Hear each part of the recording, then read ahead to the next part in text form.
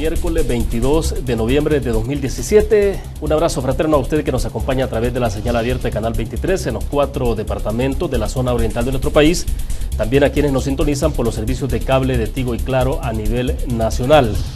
Estamos transmitiendo también en tiempo real, en vivo, totalmente en directo a través de las plataformas digitales en el fanpage de TVO Canal 23, también en la cuenta de Twitter de TVO y en la plataforma Periscope. Si usted desea, también puede descargar la aplicación TVO Canal 23 desde su smartphone y nos acompaña en la transmisión continua de Canal 23. Dos números estarán habilitados en adelante para que ustedes puedan participar con el comentario o la pregunta para nuestros invitados de esta tarde. 2263-0023, 2264-9179, lo tienen ahora en pantalla para que tomen nota y puedan participar, insisto, con el comentario o la pregunta para nuestros invitados.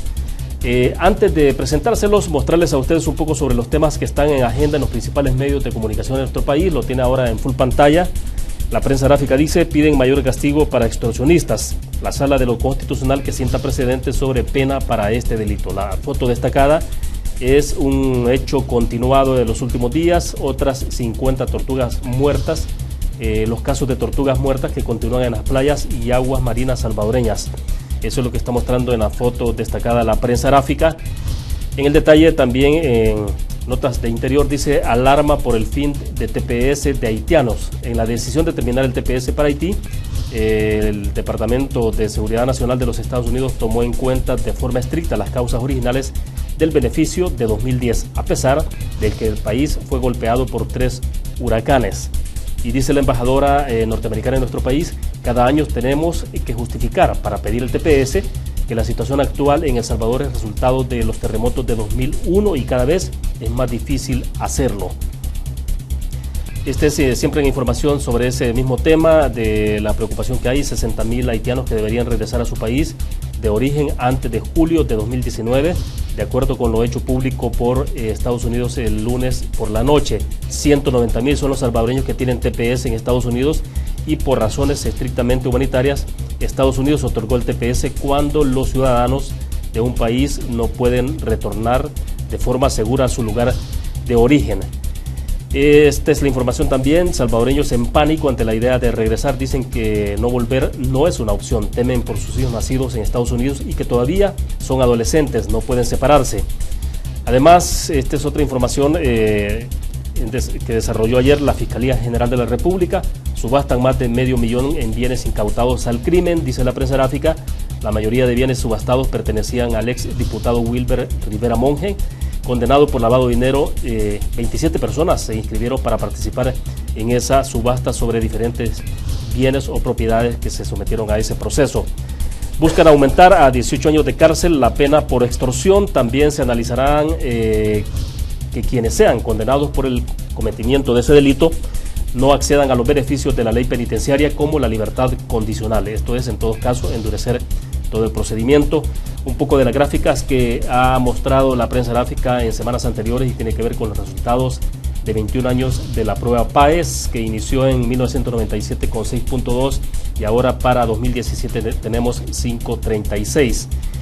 Este es un poco sobre otros temas. La Sala de lo Constitucional que sienta precedentes sobre la pena por el delito de extorsión en el tema anterior. Además, se pide análisis legal para crear registro de las pandillas, un tema que está en debate, en deliberación en la Asamblea Legislativa y que los partidos políticos lo están considerando como tal. Sobre estos temas se ha pedido análisis legal para crear el registro de las pandillas. El fiscal general que ha dicho a los diputados que se podrían enfrentar a demandas de inconstitucionalidad. La nota que está a un lado también de la principal dice que el choque entre la Fiscalía General y el Ministerio de Justicia por la División de Investigaciones. Pues bien, el diario El Mundo lo que está planteando es estudio, desconfianza en el Tribunal Supremo Electoral es del 82% de la población encuestada. Este es un dato revelador bastante altísimo también, que tiene que ver obviamente con el ejercicio de la democracia en nuestro país y uno de los ejercicios principales como es la emisión del voto. El Salvador ocupa el penúltimo lugar en América Latina en la confianza de la población hacia el Tribunal Electoral según la encuesta del Latinobarómetro. Ahí está el detalle de ese porcentaje que se está mostrando de que tiene desconfianza sobre el papel que está desarrollando el Tribunal Supremo Electoral. La Fiscalía investiga peritaje de Funes en juicio civil. Este es el otro tema también que ha estado en agenda esta semana. funcionarios que intentaron negociar con las pandillas. Se trata supuestamente de la administración actual, que habrían entrado en comunicación con las pandillas en El Salvador. Sí a la vida, que cuestiona la llegada de relatora de Naciones Unidas. En una carta aseguran que promueve la despenalización del aborto y la acusan de injerencia internacional en el país. El 75% de los salvadoreños considera que los robots amenazan los empleos. Hay una encuesta del BID y Latinobarómetro que revela la percepción de los salvadoreños sobre la innovación. Solo el 18% de los salvadoreños considera la innovación un tema clave para el desarrollo. Pues bien, este es un tema también para analizarlo con nuestros invitados. Y esto porque los robots podrían sustituir el 46% de los empleos en El Salvador. Y Diario de Hoy dice en su portada principal: embajadora ve difícil la renovación del TPS. Esta es una noticia que en teoría se estaría dando a conocer en enero del próximo año, pero que ya hay algunos elementos que anticipan la inminencia de la suspensión del TPS también para El Salvador. El gobierno y la oposición que acordarán pacto fiscal antes de las elecciones, el fiscal que confirma investigación a funcionarios por peritaje en el caso Funes, y el Tribunal Electoral que traslada varios centros de votación por la influencia de las pandillas. Bueno, hay varios temas en agenda. Queremos agradecer esta tarde que está con nosotros en nuestros estudios acá en San Salvador. Está Napoleón García, él es integrante del movimiento Censura Cero. Esperamos que en los próximos minutos también se incorpore Eric Ortiz del colectivo Normal. Napoleón, qué gusto que nos acompañe. Bienvenido, buenas tardes. No, gracias a ti, William, por la invitación, y qué gusto poder acompañarlo y todas las personas que se irán sumando a la entrevista, que estamos abiertos a sus opiniones, y gracias por la oportunidad.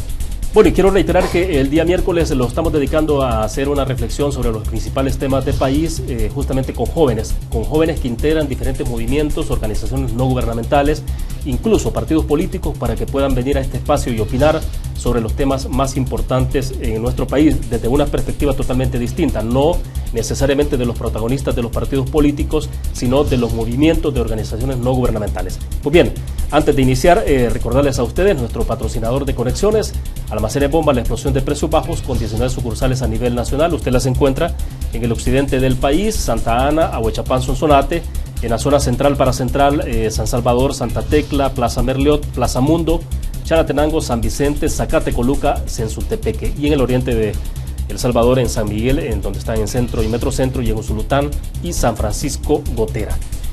Pues bien, dicho esto, a ver, Napoleón, para comenzar contigo entonces, y esperamos que se incorpore Eric en los próximos minutos. Creo que hay varios temas importantes de análisis, un poco, por ejemplo, conocer en el caso tuyo. Hay un tema muy relevante y tiene que ver con la vida de las personas, y es la situación de violencia que está viviendo nuestro país, los asesinatos diarios, donde ya no escapa, donde no hay ninguna persona de cualquier nivel, digamos, que se escape de esto. Incluso estamos hablando de los agentes de la Policía Nacional Civil que sufren la situación de los homicidios, que en otros países, claro, cuando se asesina a un policía, eso ya se ve como una situación sumamente extrema, ¿no? Pero eso está pasando en nuestro país. Quisiera saber un poco cuál es la reflexión que desde Censura Cero están haciendo ustedes sobre la situación de la violencia, y sobre todo porque está un tema en agenda también que tiene que ver con el fichaje, de la posibilidad de que se pueda establecer una normativa, en términos legales desde luego, para que se pueda establecer un fichaje de los pandilleros en nuestro país. Habrá que ver más adelante de qué va a servir finalmente hacer un fichaje de pandillas.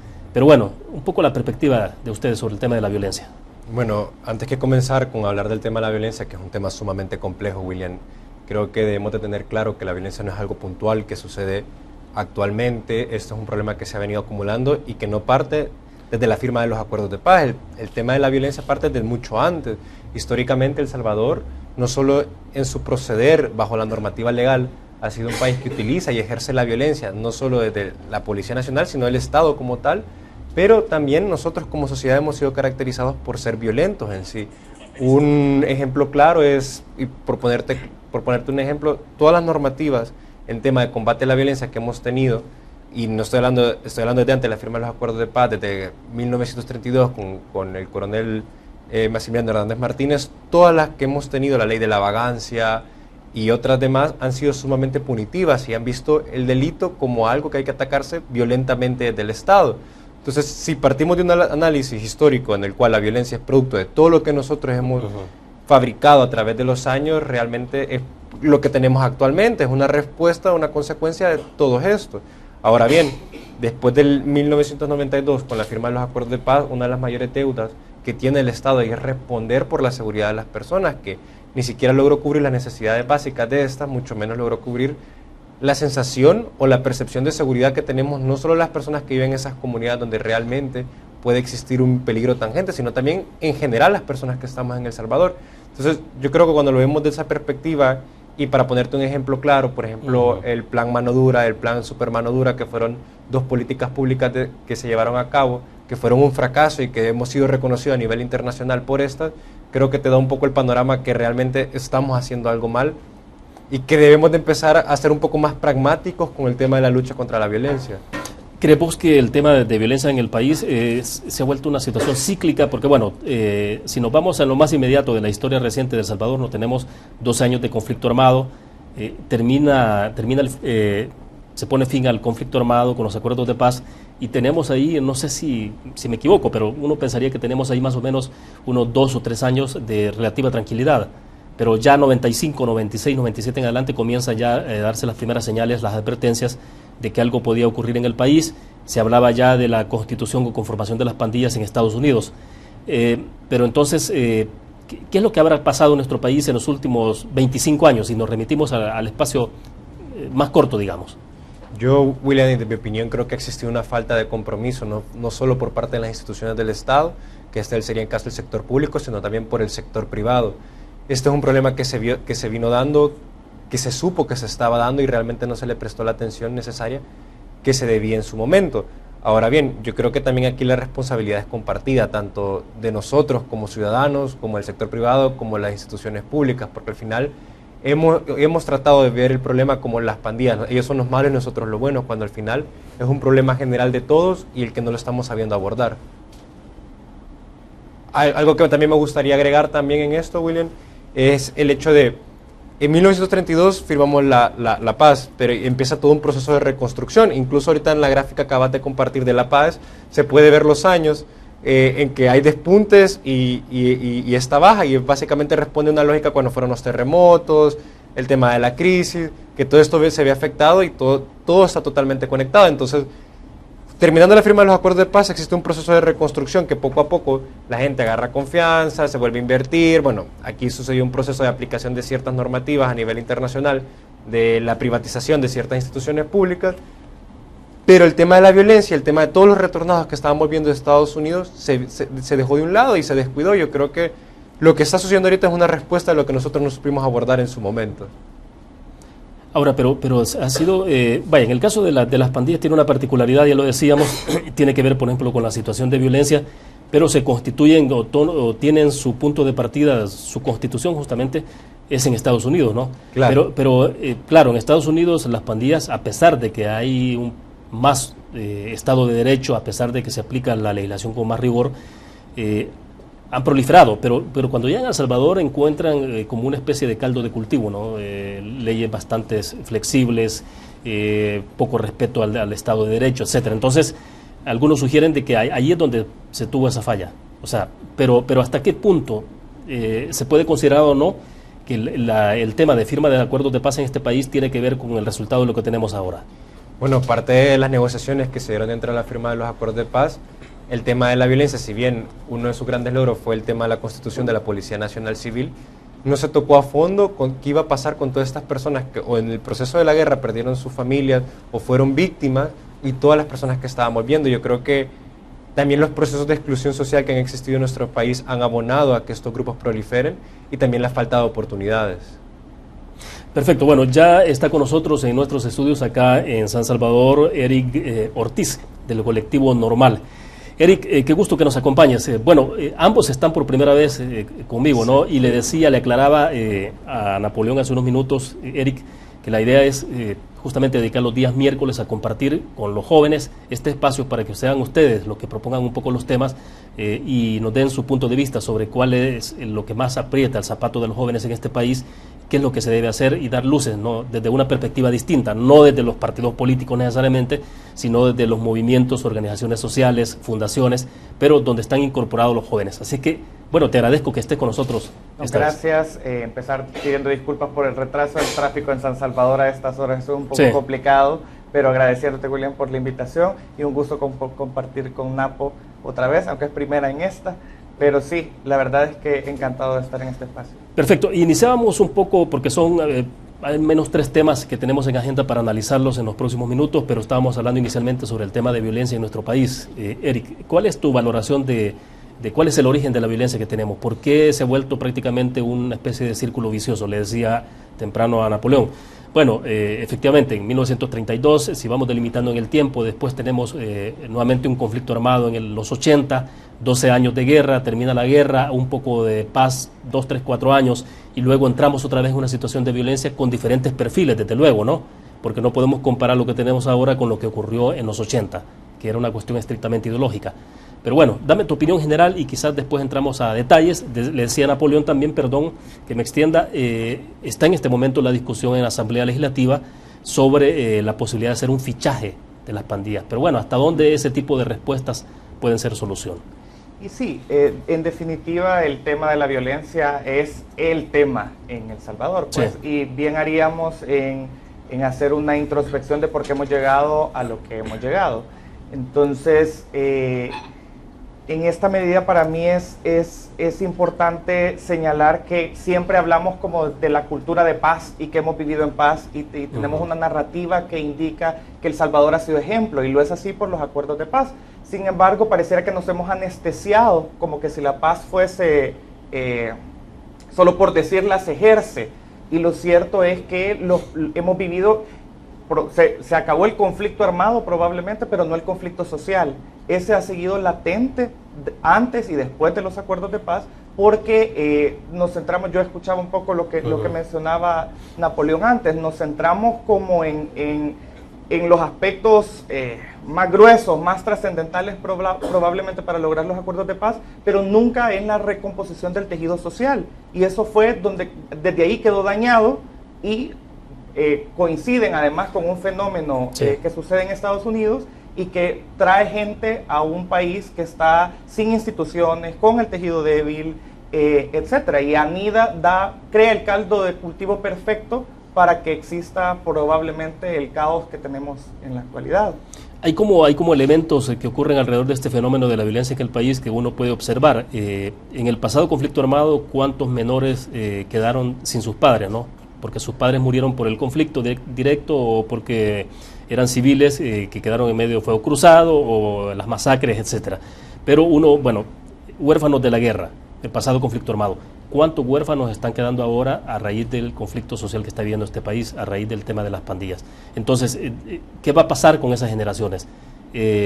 Pregunto, o sea, ¿estamos condenados a vivir en esos ciclos de violencia justamente porque no logramos hacer los correctivos adecuados?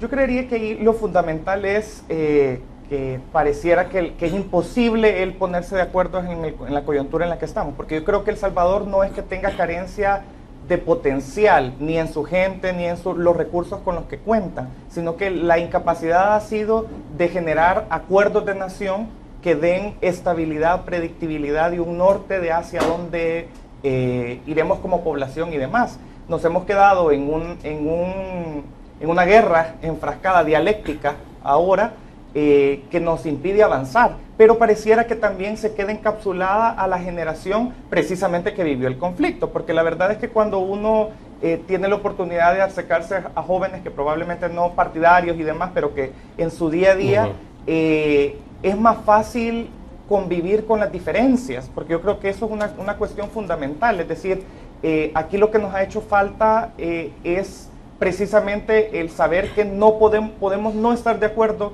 en muchas de las cosas y tener diferencias marcadas, pero que lo que nos une o lo que nos interesa más en común debiese de servir de cohesionador. Pero eso lo vemos más presente probablemente en la generación joven, que tiende a tener más capacidad de escucha, de diálogo y demás, y de superar estas divisiones que polarizan demasiado a la generación anterior, que es la que hoy por hoy todavía conduce la política pública y la política en general. Sí. Pues. ¿Crees tú que es imposible, y eso es la pregunta para los dos, que el tema de relevos generacionales todavía no llega en este país en los diferentes estratos sociales, políticos, económicos? ¿Es necesario que avancemos más todavía en esa parte del relevo generacional?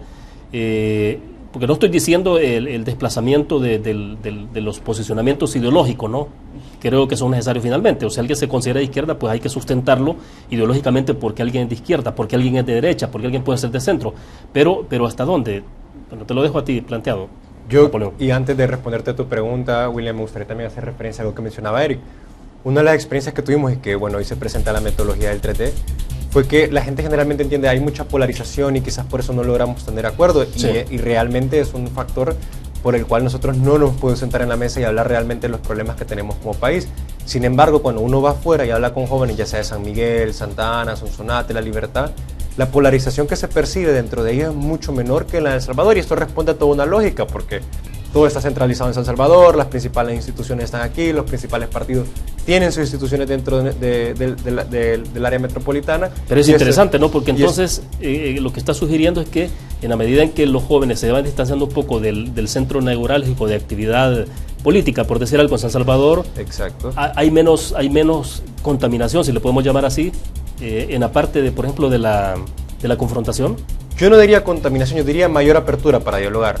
Porque una de las experiencias que tuvimos que cuando estábamos debatiendo y llevando temas sumamente que en el área de San Salvador podríamos decir que son difíciles de tratar, quizás Eric podría abundar un poco más en eso. Cuando tú vas, por ejemplo, al área de San Miguel, Santa Ana, es sumamente fácil que los jóvenes encuentren primero consenso en base a lo que ellos piensan y qué ideas tienen en común, y segundo que tengan un horizonte de decir, vamos a discutir temas que quizás no estemos de acuerdo, pero realmente la finalidad de todo eso es sacar una propuesta, una solución que podamos brindar a la actual coyuntura. Entonces, yo creo que también esto responde mucho a la lógica cómo en San Salvador vivimos la política, la intensidad con la que la tenemos y también la poca capacidad que han tenido estas instituciones políticas, en el caso de nosotros, los partidos mayoritarios, de sentarse y sentar posturas en común. Si al final se está discutiendo no los intereses de un lado ni del otro, los intereses de todos los que estamos participando y formamos este pequeño país.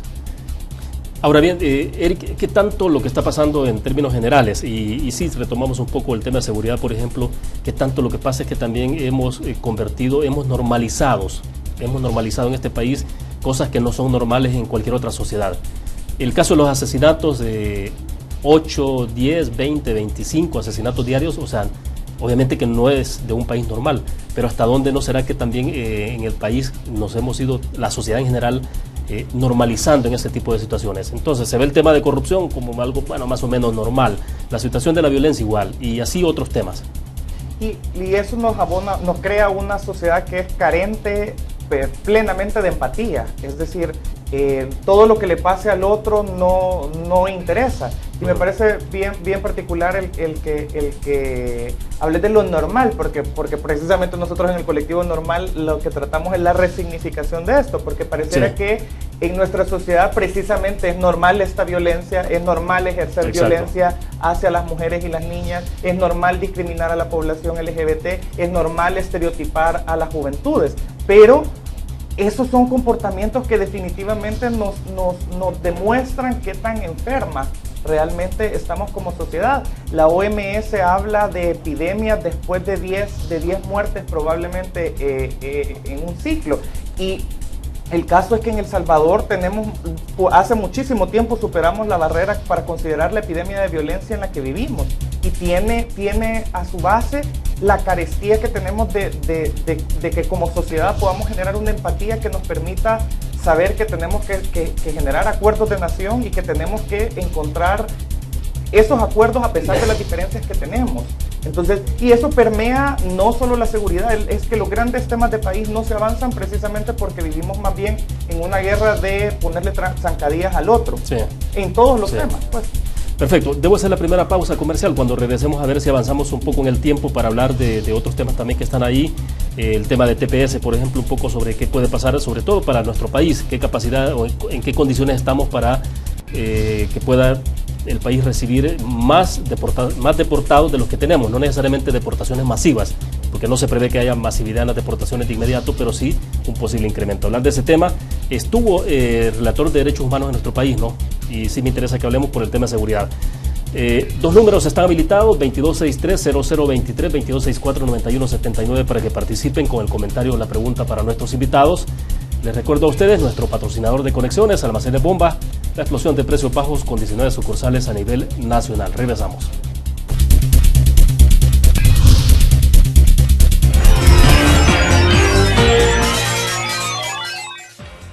El sector avícola, considerado como una de las principales actividades agroindustriales del país y pieza fundamental e indispensable para satisfacer la demanda de alimentos, cada vez más le apuesta a la incorporación de nuevas técnicas en los diferentes procesos de la cadena productiva. Es por ello que dentro del direccionamiento estratégico del sector, la innovación y tecnología toman una especial relevancia en la mejora continua y en la expansión del sector avícola. Aves, 60 años.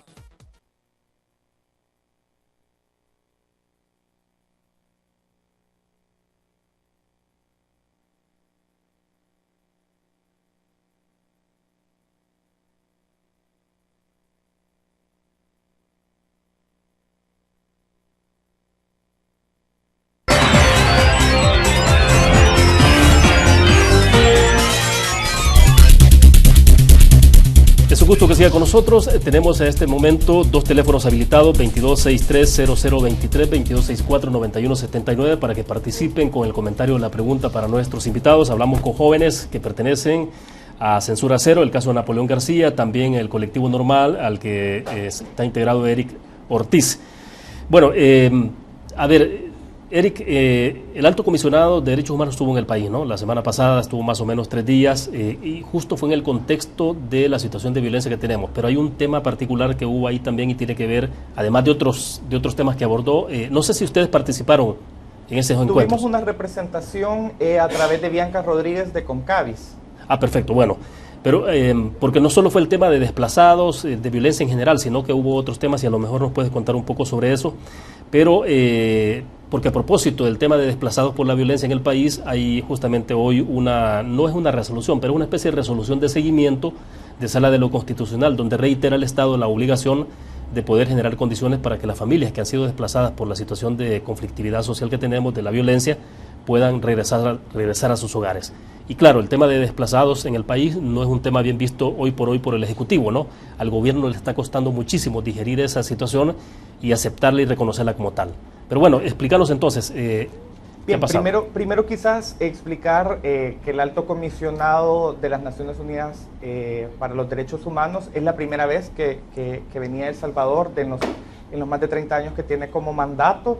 Decir también que el Alto Comisionado su figura es ajena a perspectivas políticas, coyunturales y demás. Y lo digo porque se tiende en este país, cuando cualquiera que toca la agenda de derechos humanos, rápidamente se ve estereotipado o orillado a uno de los espectros políticos, sí, porque dice, bueno, es de acuerdo al que le conviene, por así decirlo. Y lo cierto es que el Alto Comisionado es una figura que supera eso, es esta figura supranacional.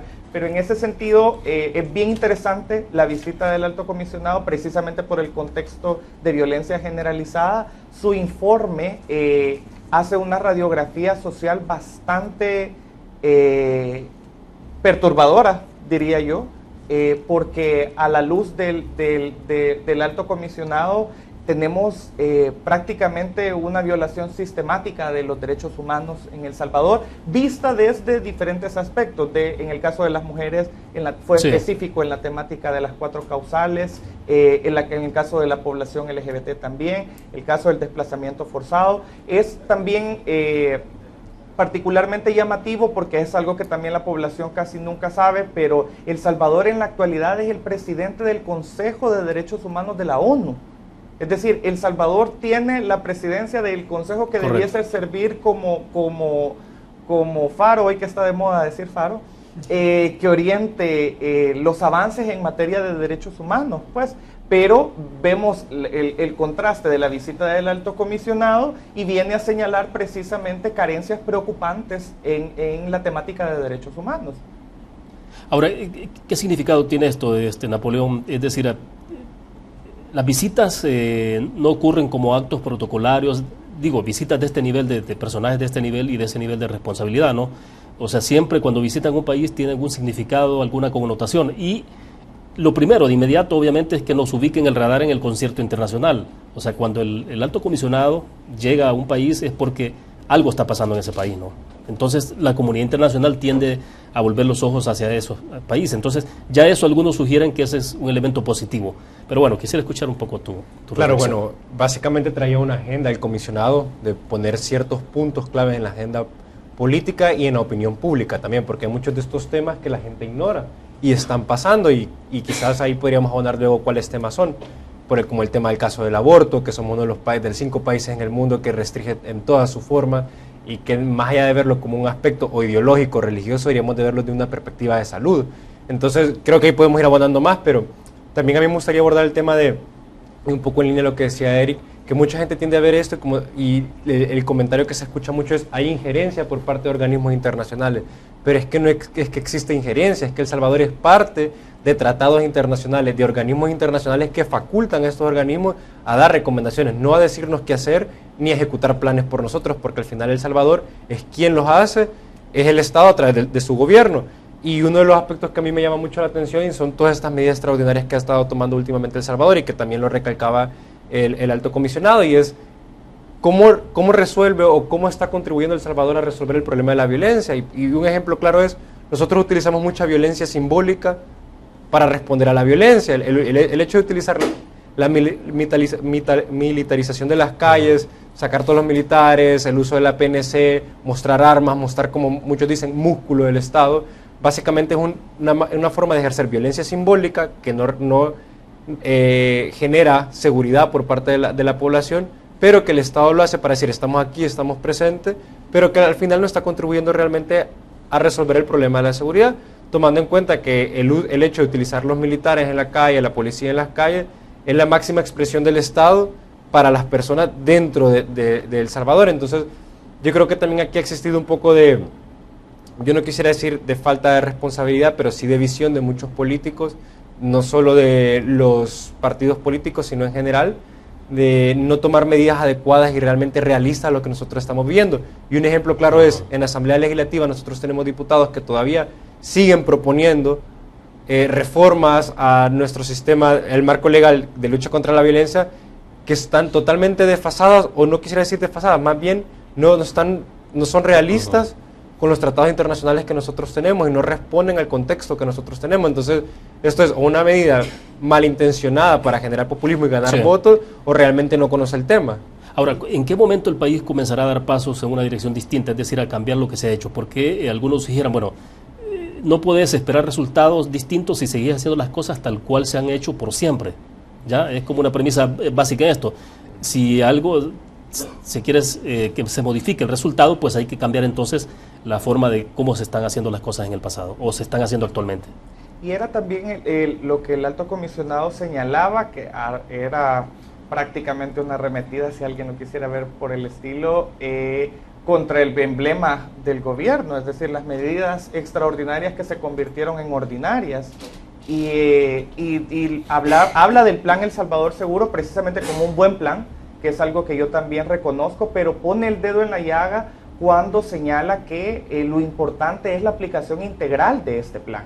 Es decir, porque el ente casi siempre con el que se observa la política pública es desgraciadamente el electoral por el tiempo, y las medidas de seguridad, como bien decía Napo, el músculo del Estado proyecta una imagen del Estado intentando resolver o mostrando su fuerza en un periodo particular. Además, pues es decir, no es casualidad que también surja en periodo electoral. Él señalaba justamente esta deficiencia porque lo que se orienta del plan El Salvador Seguro hoy por hoy no tiene muy poco del aspecto de prevención de la violencia y las inversiones que se requieren para poder atender este fenómeno. Y yo solo quería incorporar también que la visita del alto comisionado también responde a un contexto en el que para el tema de derechos humanos es bien complicado, porque quien debiese ser uno de los baluartes o defensoras como tal, la procuradora de derechos humanos, pareciera que su agenda personal y religiosa es mucho más importante que el mandato constitucional que le corresponde, y es una de las cosas que señalamos como organizaciones de defensa de derechos humanos, porque se requiere el acompañamiento de ella para cumplir el mandato constitucional que le corresponde por ser procuradora de derechos humanos, pues. Y por eso veíamos bien importante realmente la venida del alto comisionado. Perfecto. No sé si tenías algo más que agregar sobre este tema, Napoleón, porque me interesa que pasemos a dos. Y están vinculados. Yo les decía TPS, pero quizás lo podemos pasar para más adelante, porque es el tema sobre la situación de la informática, la robótica a nivel mundial. Pero no sé si tenías algo más que agregar. No. Vale, perfecto. Lo que tenemos en pantalla, y a ver si los compañeros de producción me ayudan. El 75% de los salvadoreños considera que los robots amenazan los empleos. Y en esto se hace referencia a una encuesta del BID y Latinobarómetro que revela la percepción de los salvadoreños sobre innovación. Solo el 18% de los salvadoreños considera a la innovación un tema clave para el desarrollo. Se lo vamos a dejar puestos ahí en pantalla para que puedan ver esta publicación de Diario El Mundo, que me parece relevante, porque uno se pregunta en qué condiciones está El Salvador.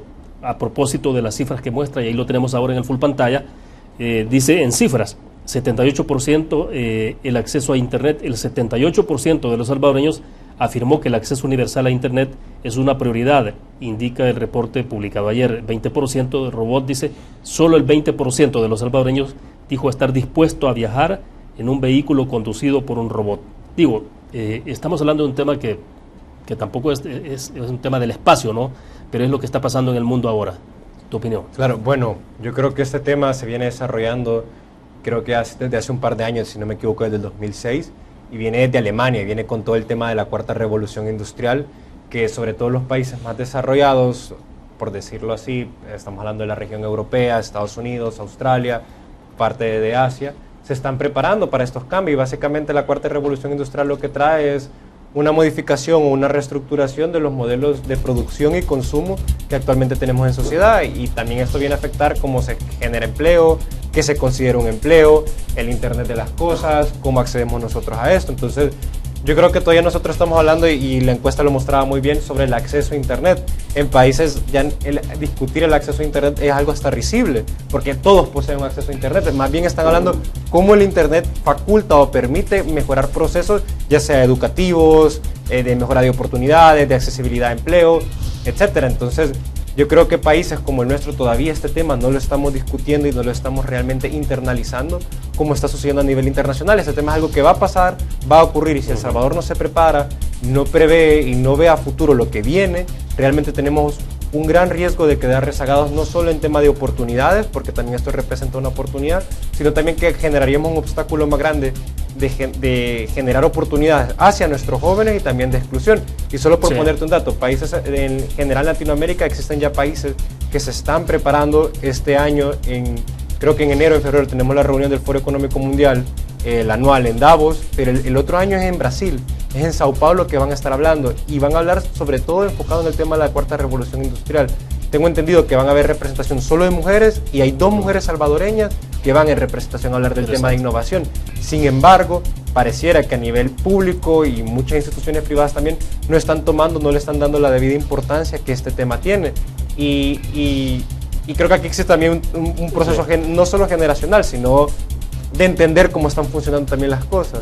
Bueno, el tiempo nos está avanzando, tengo que hacer una pausa comercial, la última, y entonces cuando regresemos le doy la palabra a Eric para que nos hable de esto, sobre todo porque cuando se utiliza, por ejemplo, el tema de la amenaza a los empleos, eso se mete mucho temor, mucha preocupación, ¿no? Entonces, pero ¿qué es lo que hay que hacer? Uno dice, en el pasado, me recuerdo cuando se discutía sobre el Tratado de Libre Comercio, de si El Salvador debía firmar o no un Tratado de Libre Comercio, decía, bueno, pero tenés 2 opciones, o surfeás en la ola que viene, o te zambullís y entonces te pasa llevando la ola. Ya. Dejo un poco planteado ese tema para irnos a una pausa. Tenemos habilitados 2 números de teléfono. Si desean, pueden hacer uso de ellos. 2263-0023, 2264-9179. Regresamos.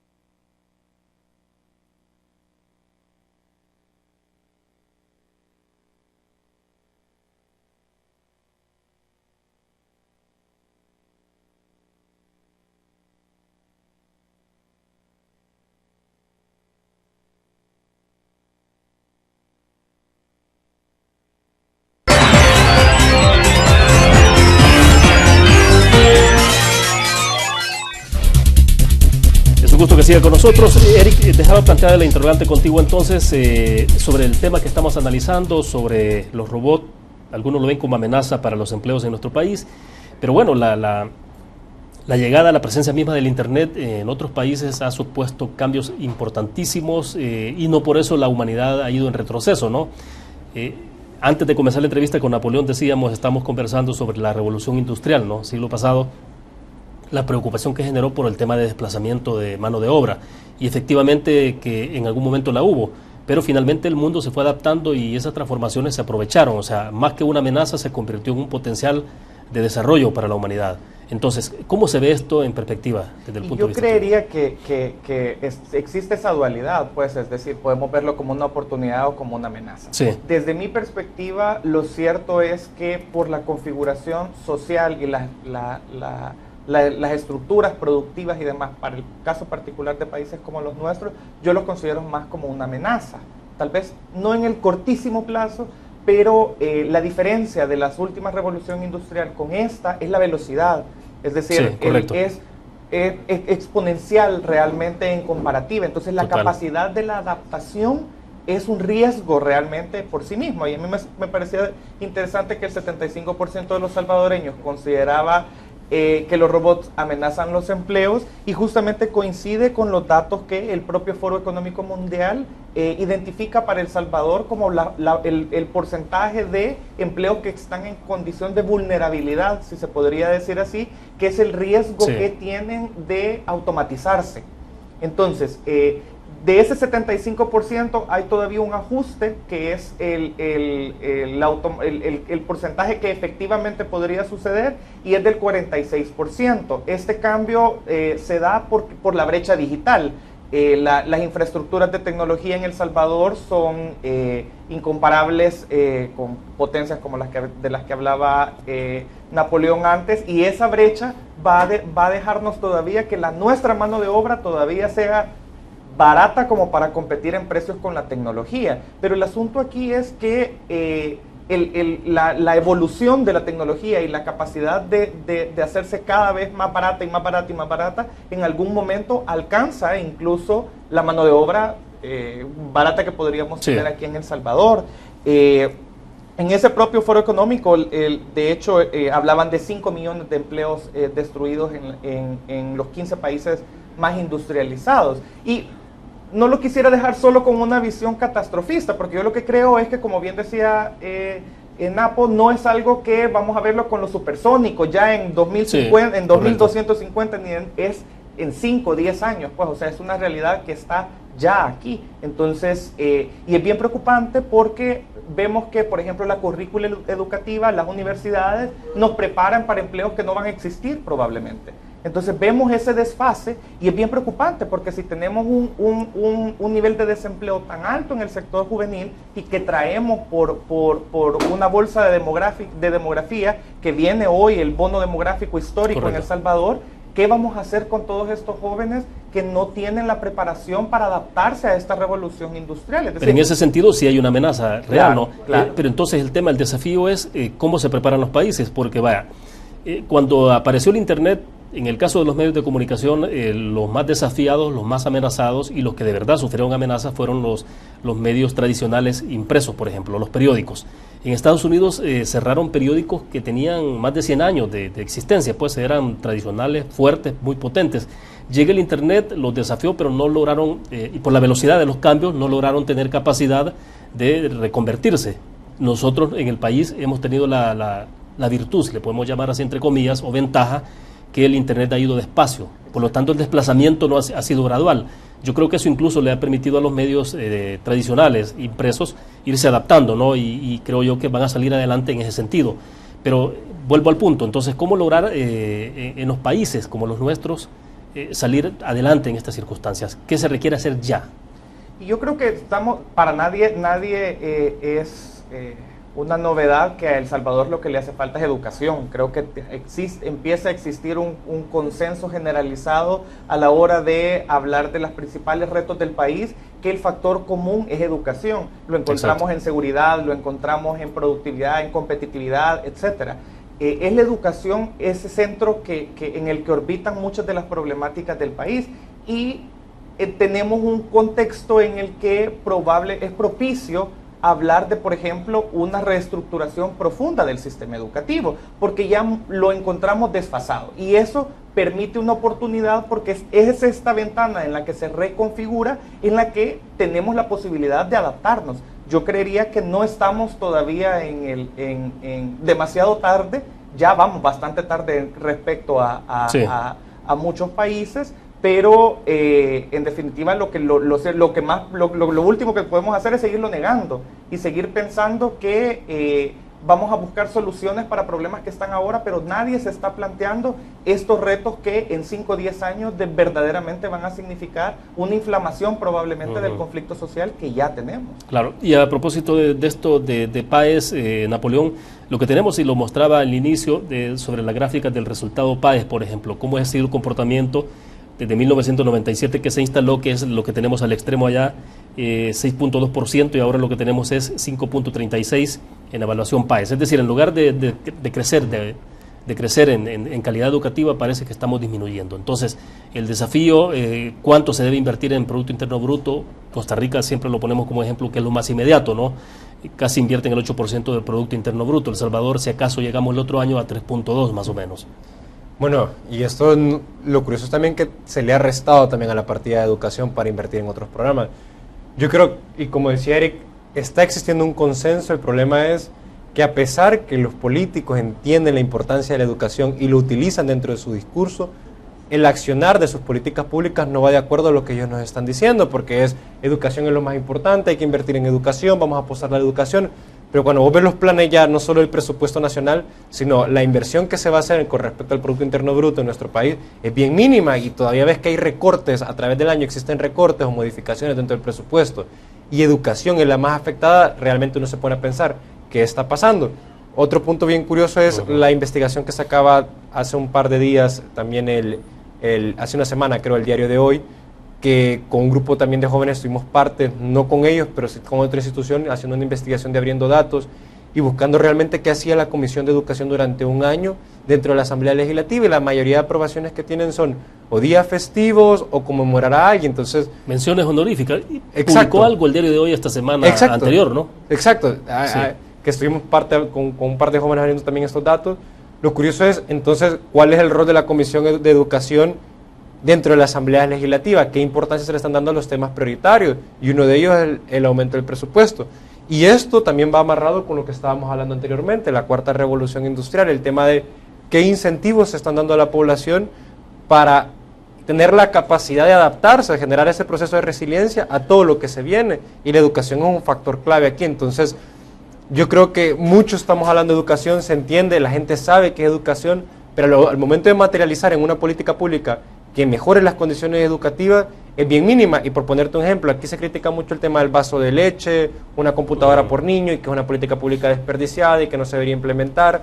La verdad, o sea, cuando uno se remite realmente a la estadística y a los datos, es el vaso de leche y una computadora por niño, el tema de los uniformes, si bien ha mejorado la capacidad de los niños para ir a clase, les ha brindado niños que no tenían zapatos, la alimentación, porque la nutrición es parte, pero esto es un complemento de lo que realmente sería un programa estructural de educación. Entonces, o nos podemos enfocar en un punto y decir esto es bueno y malo y quedarnos enfrascados en el debate y decirlo, sí, esto es prioritario, debe estar, pero hay un panorama todavía más grande al que le debemos de apostar sin dejar de lado cosas básicas y esenciales.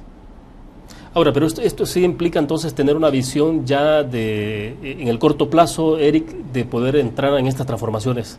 En la parte educativa, por ejemplo, dar pasos acelerados, porque decíamos, bueno, ya conocida, y yo lo reitero porque me parece que es el ejemplo más lamentable, sin duda alguna, el que tenemos el puerto de La Unión con la instalación de los Megatec, pero el puerto no está funcionando, se prepararon jóvenes con un perfil para ese tipo de requerimientos de empleo y sin embargo el puerto no funciona, así de sencillo. Pero entonces, ¿cómo hacemos, cómo sacar a este país de donde estamos, siendo que tenemos la posibilidad de que pueda haber un incremento, por ejemplo, con las deportaciones, ¿no? El TPS es una realidad casi inminente, ¿no?, de que se suspende. Además, el TPS, como lo dijo el embajador, y es muy cierto, todo el tiempo fue temporal, por eso se llamaba programa temporal, ¿no?, programa de beneficio temporal, lo dice la palabra. Entonces, pero ¿cómo hacer? Es decir, yo creo que ahí redundamos otra vez a lo mismo, es decir, vivimos en circunstancias extraordinarias en alguna medida y requieren asimismo soluciones extraordinarias. A mí me parecen bien llamativos, por ejemplo, el Pacto por México y el Pacto de la Moncloa, porque son precisamente el tipo de iniciativas que aquí nunca hemos tenido, es decir, blindar estos que son acuerdos de nación del momento de las coyunturas, que aquí cada 5 años entra un gobierno y desbarata todo. Exacto. El del anterior, y entonces, y en educación, cada dólar que se invierte hoy, solo veremos rendimientos dentro de 30, 35 años, probablemente hasta la siguiente generación, es decir, requieren de acuerdos de largo calado, pues, y ahí yo, por ejemplo, cuando es habitual que se use la medición de la PAES, y yo celebro que el instrumento haya sobrevivido a tanto tiempo, precisamente en la coyuntura que digo, que cada 5 años se reconfigura cualquier cosa, pero yo creo que también El Salvador se tiene que medir con relación al resto del mundo, es decir, avanzamos hacia una sociedad global, donde no podemos pensar que solo la medición es la que tenemos, porque eso, ¿de qué nos sirve? Nos tenemos que medir con respecto a el resto de países, y ahí nos hace, por ejemplo, El Salvador debería de medirse con la prueba de PISA, incluir igual la PAES está bien, pero PISA tiene un nivel estandarizado y nos puede dar una perspectiva de qué tan lejos, qué tan cerca, o por cuáles son los espacios donde debemos de mejorar, pues, que son, al final del día, cosas que yo sí creo que tienen a su base la necesidad de un pacto que se configure, porque, por ejemplo, estamos en la agenda pública está también el pacto fiscal, porque hablamos de un déficit histórico en términos económicos en el país, pero ese pacto, ese problema fiscal va a continuar en la medida en que no seamos productivos, y no vamos a ser productivos si no tenemos la mano de obra cualificada que se requiere para tener mejores salarios, una mejor productividad, un mejor crecimiento, que no todo sea solo subir impuestos, por ejemplo. Sí. Ahora, y los grandes acuerdos de nación implicaría, por ejemplo, rápido porque el tiempo se nos está yendo, pero implicaría que ponernos de acuerdo, por ejemplo, y decir, bueno, el tema educativo no es un tema que debe estar en la agenda de los partidos políticos en momentos electorales, pero nos vamos a poner de acuerdo todos los partidos políticos de que quien gane la presidencia en 2019 vamos a elevar el Producto Interno Bruto, la inversión en el PIB, en educación, a un 4%, por ejemplo. O sea, de eso estamos hablando, ¿no? Exacto. Sí, yo creo que aquí también cae la responsabilidad no solo de los partidos políticos, sino nosotros como ciudadanos en ejercer presión a estas instituciones. Y al final el pacto no viene dado de per se, viene dado por la presión que podamos ejercer tanto como sociedad. Como jóvenes, como instituciones tanto públicas como privadas, en generarlo y en base no solo porque queremos ser y tener buena educación, sino en base porque ya es una necesidad puntual que está ahí y que no le hemos sabido afrontar, como el mismo tema de la violencia. Pero sí hay que apartar esos grandes temas de todas las tormentas políticas electorales, ¿no? Que eso es lo que nos complica habitualmente en el país. El tema de seguridad mismo debería estar fuera de la agenda política, de la política partidaria, ¿pensaría o no? Es decir, hay un plan, por ejemplo, es que se han hecho iniciativas, pues el Plan El Salvador Seguro fue un proyecto consultivo con muchos sectores y demás, pues, pero yo coincido, realmente estos son temas que deben de salir de la temporalidad de cada 5 años, es decir, tenemos que entrar en un... Y ahí es bien importante lo que Napoleón acaba de decir, porque nosotros estamos bien acostumbrados a que sean los políticos los que nos den las soluciones y esperamos brazos cruzados a que las cosas pasen por una inercia probablemente, y no nos damos cuenta que la ciudadanía activa, contralora de verdad, es lo que le hace falta precisamente para inyectarle dinamismo y oxígeno incluso a esta anquilosada estructura política que no termina dando las soluciones que el país requiere, pues. Bueno, pero movimientos ya como ustedes, ¿cuánto tiene, por ejemplo, el caso de ustedes? Nosotros vamos para el tercer año. Tercer año de fundación. ¿Ustedes tienen? 5 años. 5 años, ¿no? Y no son movimientos temporales ni tienen que ver con elecciones, ¿no? Que eso es lo interesante. Y que es lo más difícil, permanecer en el tiempo, no solo por el tema de la lógica, cómo funcionan aquí las instituciones, sino también todas las trabas que a veces pueden poner a las asociaciones legales dentro de instituciones públicas del gobierno, y que también un poco, yo diría, falta de innovación. Bueno, el tiempo lamentablemente es nuestro peor enemigo, se nos ha terminado. Espero que no sea la primera vez que estén con nosotros, sino que sean varias en el futuro, pero el espacio está abierto. Gracias, Napoleón, por haber compartido con nosotros. Muy amable. Gracias a ti, William, y a todas las personas que estuvieron sintonizando por ver. Bueno, gracias, Eric. Igualmente, William, gracias por el espacio, y gracias a Napoleón también por compartir las ideas, y un saludo a los televidentes. Perfecto, terminamos de esta manera Conexiones. Gracias a ustedes que nos acompañaron. Nos vemos mañana 5 de la tarde en punto. Buenas tardes.